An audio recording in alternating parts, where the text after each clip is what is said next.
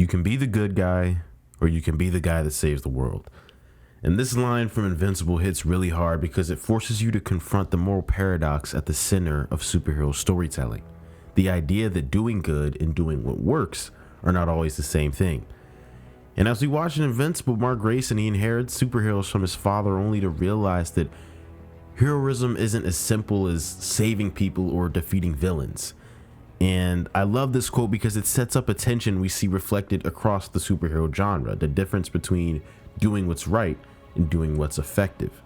And now, Batman is my favorite superhero, as many of you know, and one of the things I admire most about him is his refusal to kill. It doesn't matter how far the Joker pushes him, how many lives are lost, or how much pain he endures, Bruce holds the line. His villains break every rule, but he won't break his own, because he knows that killing them will turn him into what he hates. It's not about mercy towards his enemies, it's about protecting that part of himself that is still human. And similarly, Mark Grayson in Invincible faces the same moral dilemmas on a much more massive scale, I feel like. He struggles with the consequences of violence, questioning whether defeating villains in the moment justifies potential long-term harm. His moral compass, like Batman's and Daredevil's, which I'll also talk about in this video, prioritizes restraint, identity, and hope over immediate victory. And while Invincible often presents brutal battles and morally gray situations, Mark's refusal to become a cold-blooded killer sets him apart from his father, Omni-Man, who believes the ends justify any means. Until we get to the end of season 3, which I'll talk about later on.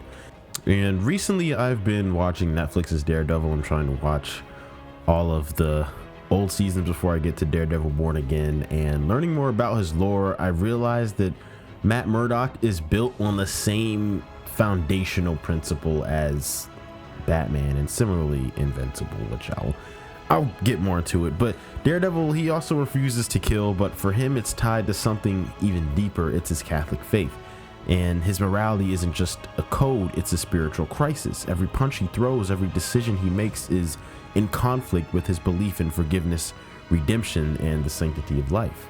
And while Batman refuses to kill because he fears becoming a monster, Daredevil refuses to kill because he fears losing his soul.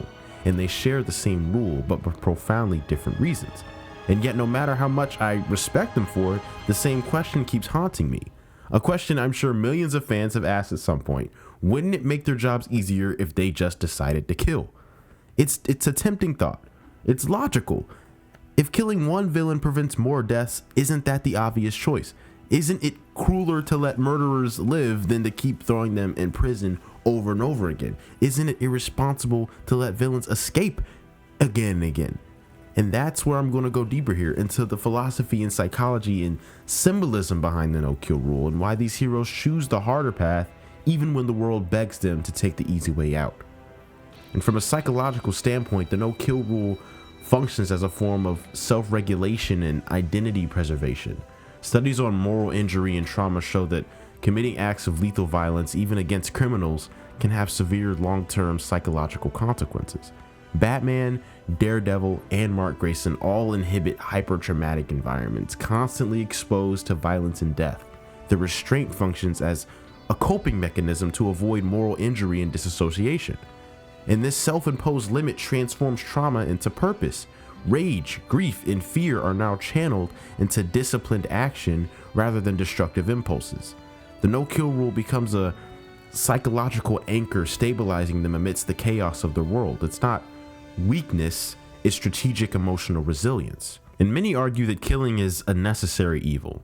In extreme situations, ending a life might seem justified to prevent further harm. However, Batman, Daredevil, and Invincible illustrate why this reasoning is dangerous. Acting on necessary evil blurs the line between justice and revenge. Every action carries long-term consequences, both psychological and societal. Batman, Matt, and Mark show that real necessary evil is restraint.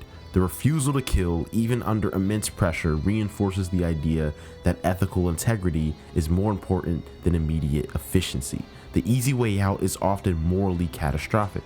And now I know, like I said earlier, we get to the end. If you haven't seen Invincible, watch it. But when you get to the end of season 3 of Invincible, Mark decides that he is going to start killing people, and I don't know what happens in the rest of Invincible. I haven't read the comics. He might turn into a cold-blooded killer for the rest of the series, and I might just be talking a bunch of nonsense in this video, but he has been showing restraint, and it goes along with what I'm trying to say here in the video, so just bear with me. All right, so getting back on track, Batman's war against the Joker is perhaps the clearest test case for the moral and psychological complexities of the no-kill rule.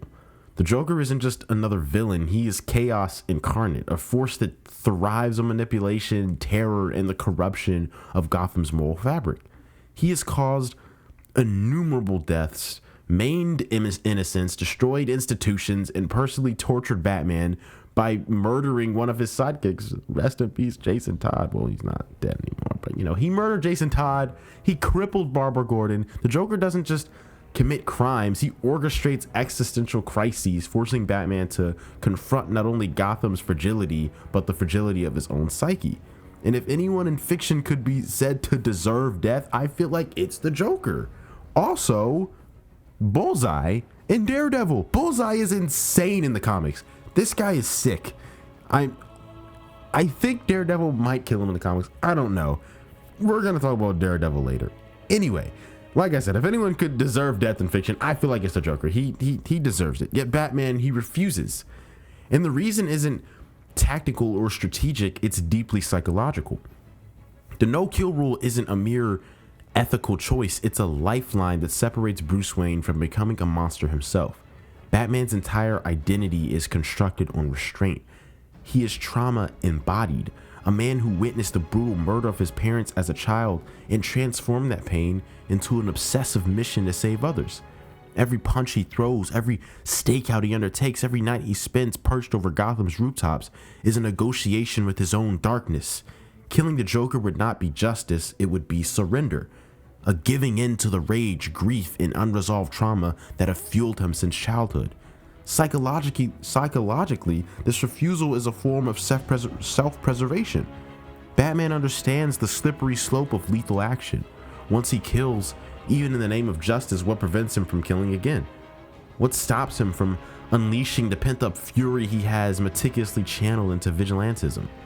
The no-kill rule functions as a boundary between heroism and moral collapse. It is a constant reminder of the person he strives to be, rather than the man his trauma could create if left unchecked. His restraint is the only thing protecting him from becoming the kind of nihilistic force that the Joker represents.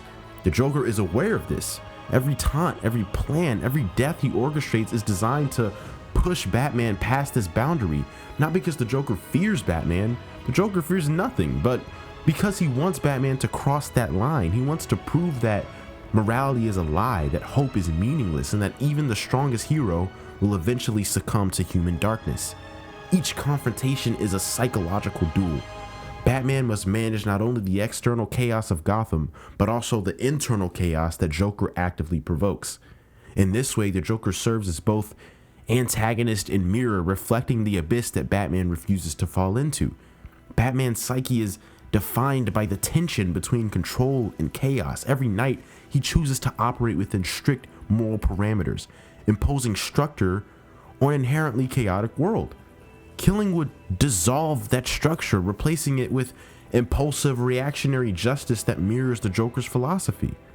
The no-kill rule is not simply about mercy, it's about self-definition, about maintaining the integrity of identity in the face of trauma and perpetual violence. It is a heroic discipline as much as it is a moral code. The world sees a stoic, unyielding hero. Bruce sees a man balancing on the edge of an abyss, knowing that every single misstep can make him indistinguishable from the very monsters he fights. Daredevil's approach to the no-kill rule contrasts with Batman's, highlighting the spiritual and emotional dimensions of restraint.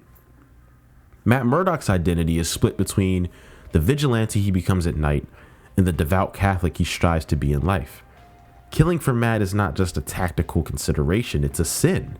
A violation that could fracture him spiritually, morally, and emotionally. Every time he confronts a criminal, Matt grapples with guilt, anger, temptation, and doubt. Unlike Batman, whose restraint is primarily psychological and identity focused, Daredevil's restraint is existential and spiritual. In the series' church confrontations, the visual symbolism reinforces the struggle. Each punch he throws is a negotiation with sin. Every decision to hold back, to subdue rather than kill, is a test of faith. Every fight, every confrontation mirrors the moral struggles of confession, repentance, and penance. Matt Murdock's life can be seen as a modern, urbanized confession, Stations of the Cross.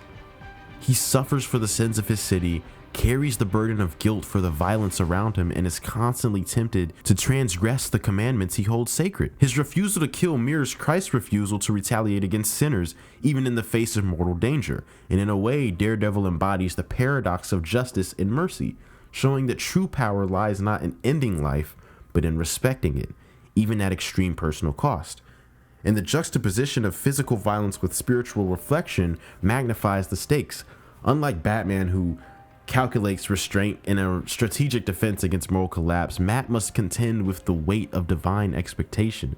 Killing would not only destroy his moral code, it would violate the fundamental structure of his faith. This tension intensifies his psychological burden. Matt experiences moral temptation not as a hypothetical scenario, but as a visceral, constant presence. He is haunted by what ifs, imagining the immediate and long-term consequences of lethal action. He internalizes guilt preemptively, knowing that a momentary lapse could compromise both his identity and his soul. But this vulnerability is what makes him resilient. By refusing to kill, Matt preserves a tether to his humanity, demonstrating that moral strength and spiritual integrity are intertwined.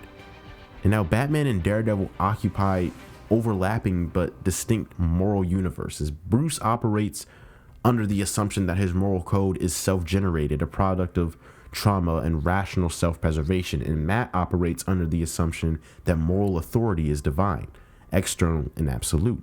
Both, however, experience profound psychological consequences for their restraint. Both fight villains who test them, not just physically, but emotionally and morally, and both remind us that heroism is rarely about efficiency. It's about enduring the pressure of an ethical consistency in an unpredictable and violent world. And now I want to talk about Frank Castle for a little bit, because the Punisher is Daredevil's mirror image in moral extremity, and where Matt Murdock refuses to kill, Frank embraces it. Frank's logic is utilitarian. Killing criminals presents future deaths. He functions as the embodiment of vengeance over principle. The contrast is illuminating. Daredevil's restraint allows him to maintain his moral and spiritual integrity, while the Punisher's relentlessness ultimately isolates him and warps his sense of purpose. Matt's struggles demonstrate that moral victories can be as powerful, if not more so, than physical victories. Killing may end a threat temporarily, but it creates a cycle of violence that no one can escape. And now, let's talk about Mark Grayson. Mark, who is invincible, he begins his journey as a classic idealistic superhero. He refuses to kill, believing in justice, restraint, and hope. His refusal to become a cold-blooded killer sets him apart from his father, whose philosophy is ruthless and pragmatic. The ends justify any means.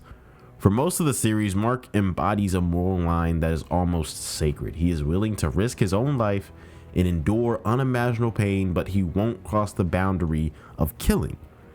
And I feel like this mirrors Batman's psychological restraint and Daredevil's spiritual restraint, where the act of killing carries consequences far beyond the immediate tactical gain. However, like I was talking about earlier, at the end of season 3, Mark's moral philosophy experiences a dramatic shift, and after witnessing the threats to his family and loved ones, he declares that anyone who endangers them will be killed on the spot. And this pivot is crucial. It signals a recognition that some threats may demand immediate lethal action to protect innocence. And psychologically, this decision reflects both the weight of responsibility and the inevitability of confronting moral ambiguity. Mark is no longer just a symbol of hope. He becomes a protector willing to enforce that hope with ultimate force if necessary. And this evolution provides an interesting parallel to the Punisher, whose approach to justice is uncompromising and absolute.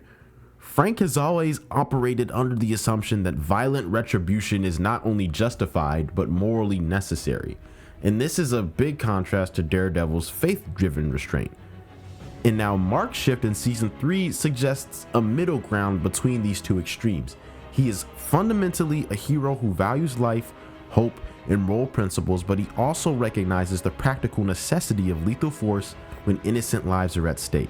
And in this way, I think Mark embodies a nuanced discussion of necessary evil.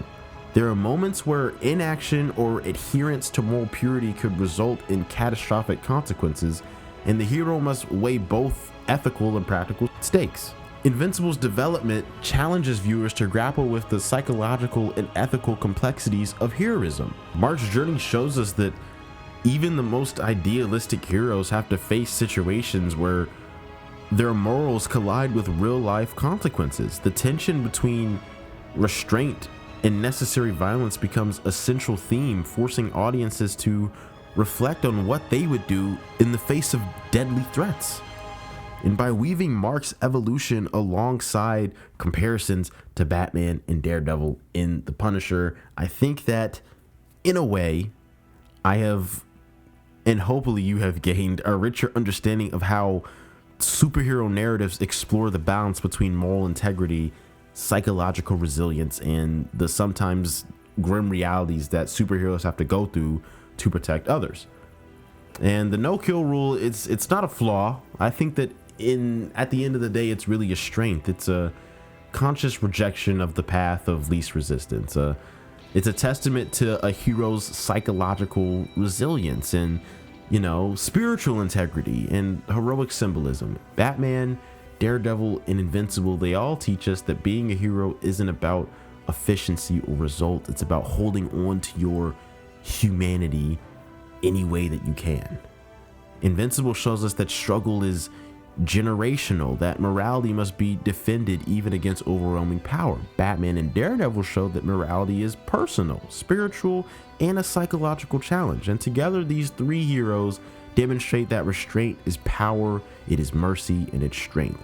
And they remind us that heroism isn't just action, it's ethics in motion. It's being a hero is so psychological. And I loved looking at these three heroes, and I know that you can talk about a lot more heroes. I probably could have talked about Spider-Man in this also. He probably would have been a great hero to talk about, but I don't know. Batman's my favorite superhero. I've been watching Daredevil, and Invincible is the reason I made this video in the first place. So those are the three heroes I wanted to talk about. I might make a part 2 if you guys really enjoy. If you did enjoy, please let me know by dropping a like on the video. That really tells YouTube that I did a good job. Subscribe, become part of the Beam team. Leave a comment down below. Let's start a conversation. What do you have to say about no kill rules? And as always, I really hope that you guys enjoyed. I hope you got something out of the video today, and I'll see you all next week. Have a great day. Peace out.